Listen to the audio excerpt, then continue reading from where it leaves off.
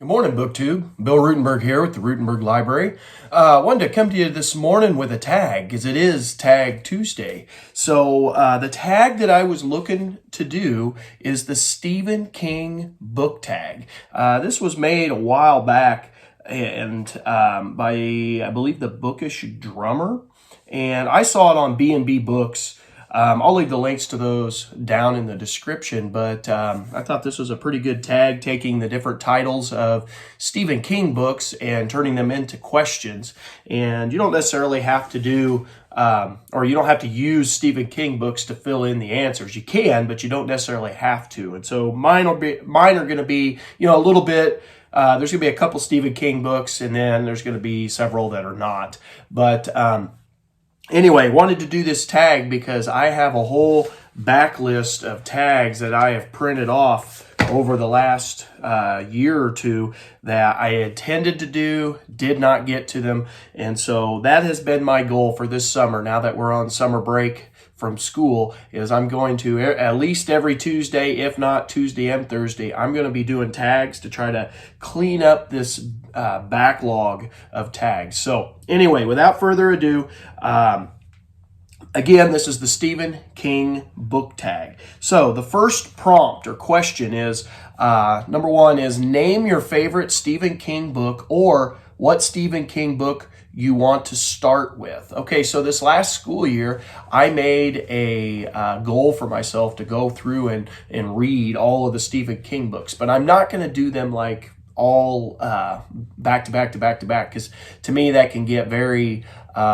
you can get burnt out pretty easy on an author doing that. So I have been working through the books, and the ones that I want to start with, my whole idea was to go back to the beginning and then start with the early ones and work my way forward. And so I have done that, but the one that I really wanted to mention, probably one of my favorites anyway, I have several that I like by Stephen King, but one of my favorites is a book called Different Seasons, and it's actually got 4 novellas in it, 4 of Stephen King's shorter stories. Now I say short, they're still a couple, 150, 200 pages maybe long. And for Stephen King, that's pretty short. If you know him, he usually writes books that are gigantic, massive tomes.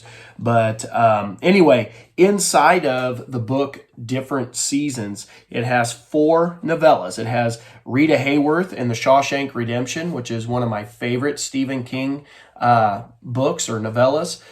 Most people don't even realize Shawshank Redemption was written by Stephen King. It's also one of my favorite movies, and it's the ultimate story of redemption. And I just really enjoyed that movie when it came out, and it made me go read the book and really enjoyed the book. It's also got Apt Pupil in it, which is a story that's written in the modern day with a child who discovers in his neighborhood, or I don't remember if it's his neighborhood or pretty close to his home anyway, an ex-Nazi who has ran away from his past, and he's living a different life in the United States. And the kid, it's all about his interactions and the evil that comes out of the Holocaust. The Body, which I, for the life of me right at the moment, cannot remember. It was a movie in the 1980s with several big name actors in it when they were little kids. But it's about a body that's found down by the railroad tracks, and some young kids find it. It's kind of a coming of age story, and I thoroughly enjoyed that. It's one of my favorite movies as well. And then the fourth one is The Breathing Method, which I can't remember what that book is about. I'd have to reread that one. But all of those are found in Different Seasons. I thought that was a wonderful collection of short stories by Stephen King. So, question number 2. Nightmares and Dreamscapes. Name a book that gave you nightmares and kept you up late at night. I'm going to go with another Stephen King here. And the one that I choose, and I actually could have probably chose 2 for this one. One of them I could have chosen was Salem's Lot. It was a really good book, but there were parts of that just made my mind kind of wander and think, and kind of made the hair on my arms stand up. But the book that I really want to use for this is The Shining, which again made into a pretty famous movie. But there's a part in that book at the very beginning of the book that I was reading it at night, and I had to shut the book and go to bed. And then I almost wish I wouldn't have, because my mind just started wandering and wandering. And I'd have to go back and reread it. But in the part that I remember, there's a part where the main character, he hasn't gotten to the hotel yet or anything. It's real early in the book, and there's the evil spirits are working in him, and it really bothered my thinking. But anyway, that would be the book I'd choose for that. So prompt number 3, Joyland. Name a book that made you happy. And so for me, if you follow my channel, you know I'm a big collector of Abraham Lincoln. And there is just something about his life story that makes me happy. And it doesn't matter what book I get on Lincoln, at least almost all of them, 99% of them, they just make me happy. I love collecting his stuff. I love reading his stuff. I could read his story over and over again. This is the one that I'm reading right now, Wrestling with His Angel, 1849 to 1856. So it's going to hit the 1850s, my favorite time period to read about, and it's by Sidney Blumenthal. This is volume 2 in Sidney Blumenthal's rather large history of Lincoln, which I have the first 3 books of, and I think there might be 2 more books that are going to come out, 1 or 2. I can't remember how he's going to do it, but anyway, all Lincoln books make me happy, and yeah. So, question number 4, Misery. That was a good book too. I thoroughly enjoyed that. But Misery.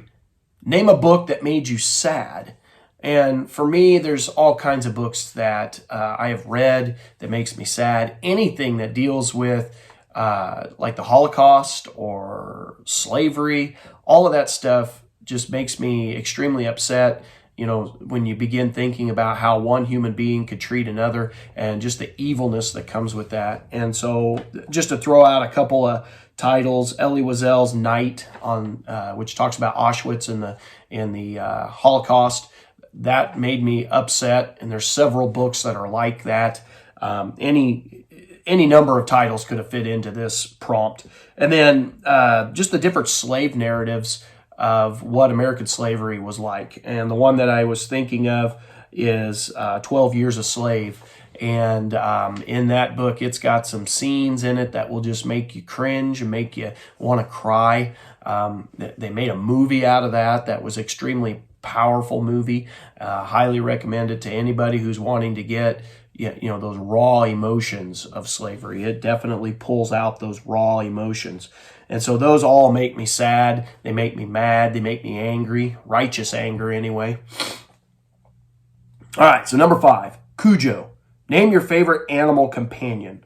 Of course, I've got to go with a dog. And my dog here at home is Clover, and she is an absolutely wonderful dog who she's just happy-go-lucky. She's happy all the time, and I really, really enjoy her company. So dogs are my favorite animal companion.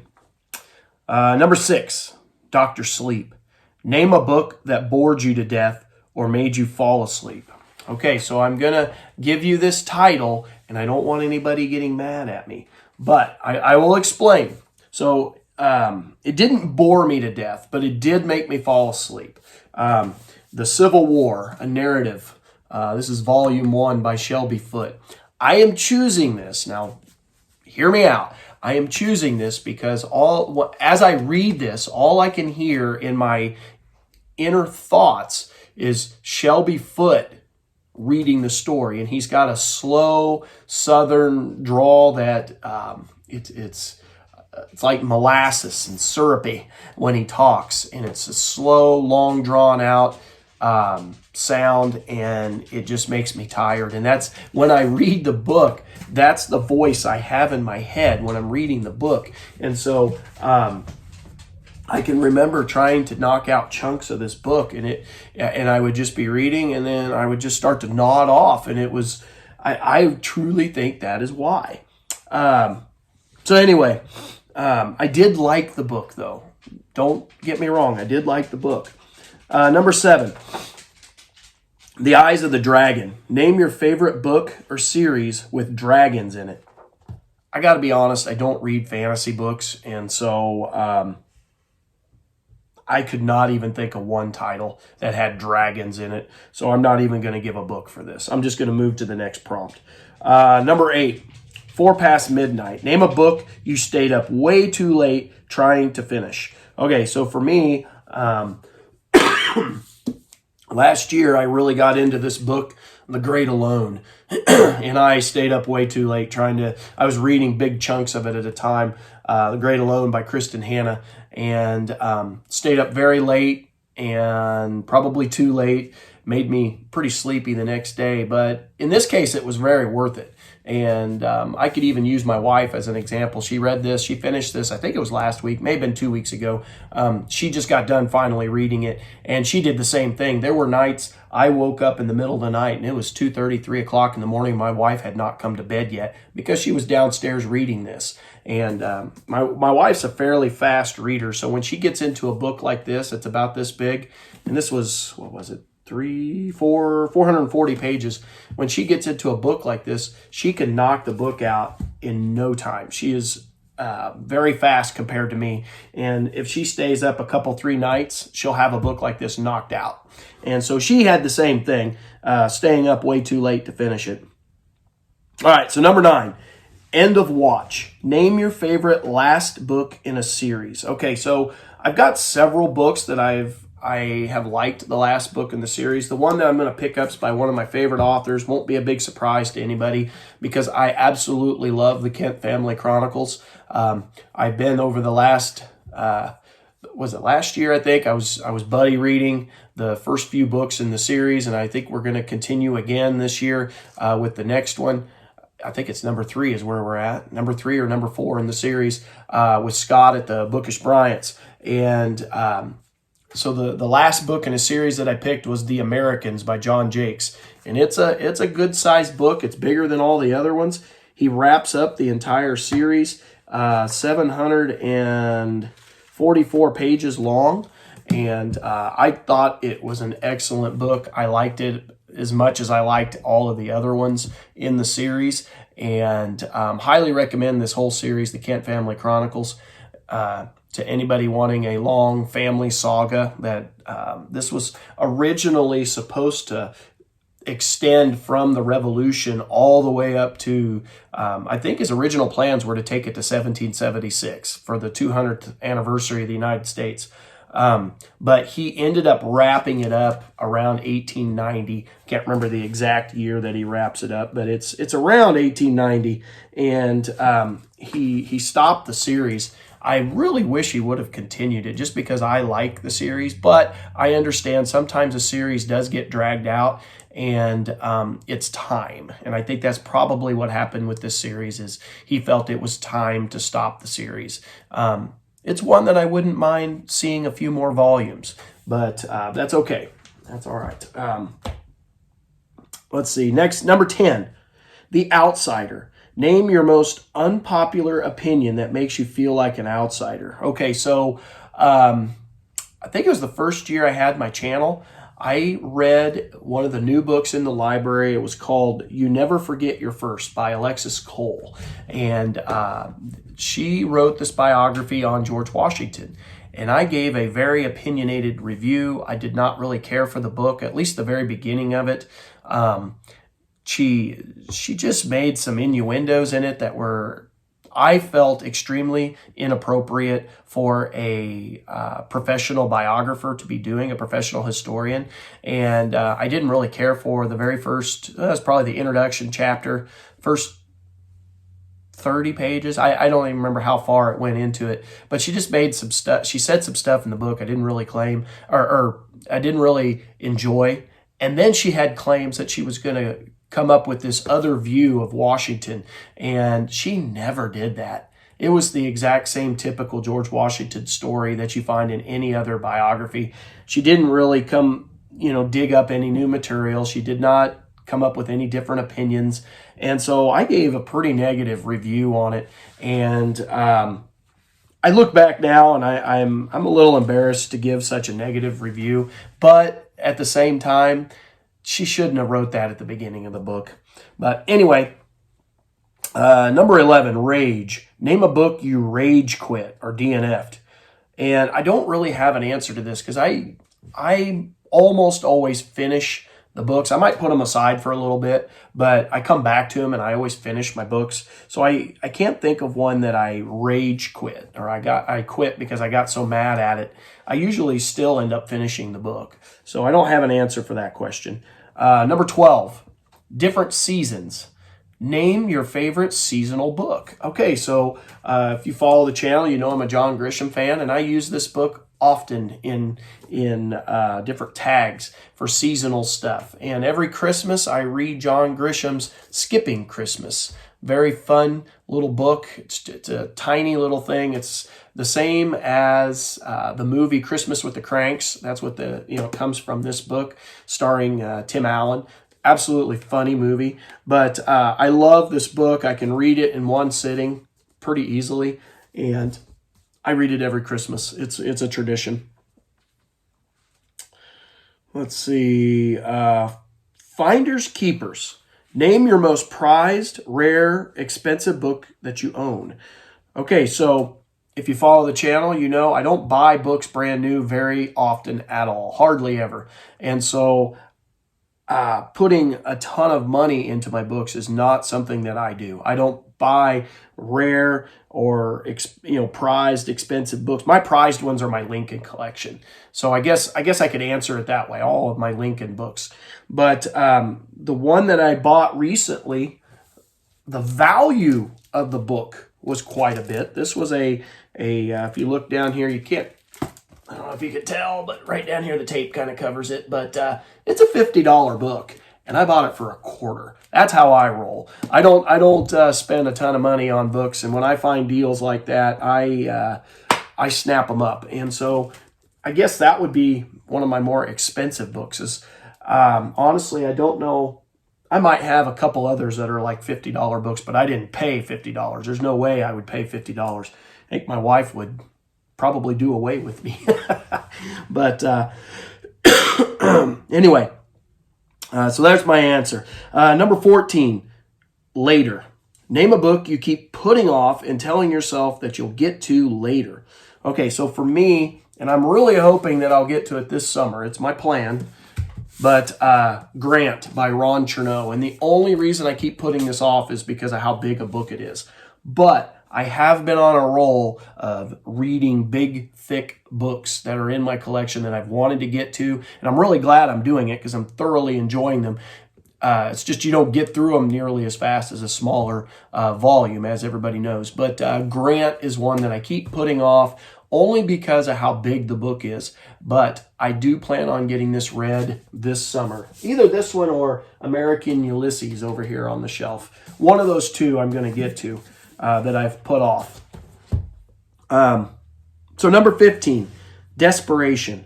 Name a new release that you're desperate to get your hands on. Okay, so here's my new release. John Grisham just came out today.